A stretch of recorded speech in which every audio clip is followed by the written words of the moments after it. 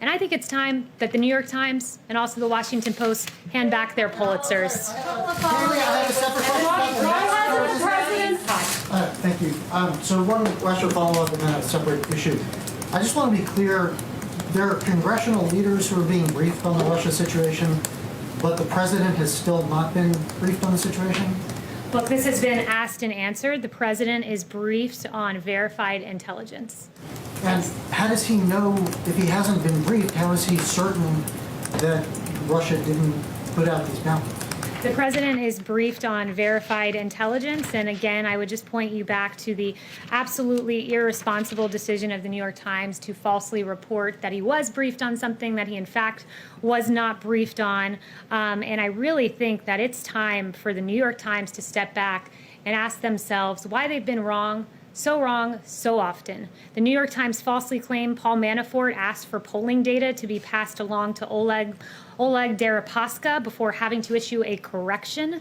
In June of 2017, the New York Times falsely wrote all 17 intel agencies had agreed on Russian interference before having to issue a correction that it was only 4 agencies. In 2017, February of that year, New York Times published a story claiming Trump campaign aides had repeated contacts with Russian intelligence, which even James Comey has said was almost entirely wrong, New York Times.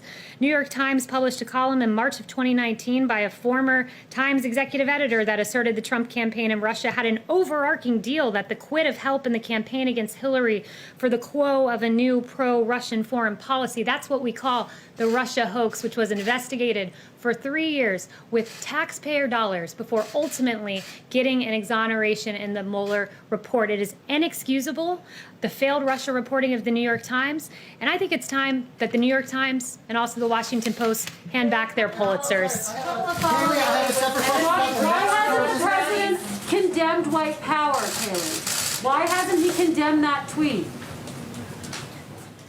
The DOJ has also charged 4 men in federal court for attempting to tear down the statue of Andrew Jackson in Lafayette Square. The FBI has over 200 open domestic terrorism investigations ongoing. AG Barr has created a task force on violent anti-government extremists led by the U.S. Attorney's Office in New Jersey and the U.S. Attorney's Office in northern Texas. With 200 Trump-appointed judges confirmed, the rule of law will be upheld. Democrats at all levels, federal, state, and local, have done nothing. Senate Democrats blocked bipartisan police reform.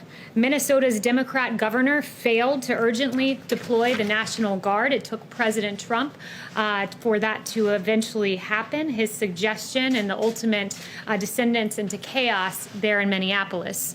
3 Democrat Minneapolis council members voted to abolish the police while they themselves were getting a private security detail. That's quite rich. Democrat mayor of Seattle called the CHOP zone, the autonomous zone, the summer of love.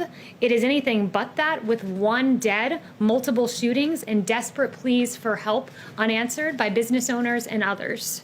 11 people were shot in 12 hours this weekend in the Democrat-run New York City, and 61 people were shot in Democrat-run Chicago, and 15 fatally killed. A Democrat state, a Democrat city. President Trump stands against defunding our brave police officers, caving to mob rule, and cancel culture which seeks to erase our history. Let's be clear.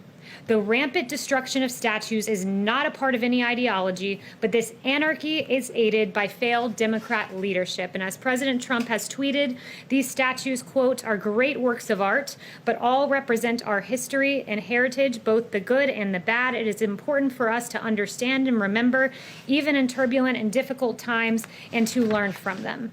So let's stand for law and order, for peace in our streets, and against anarchy. This is President Trump's vision for the future.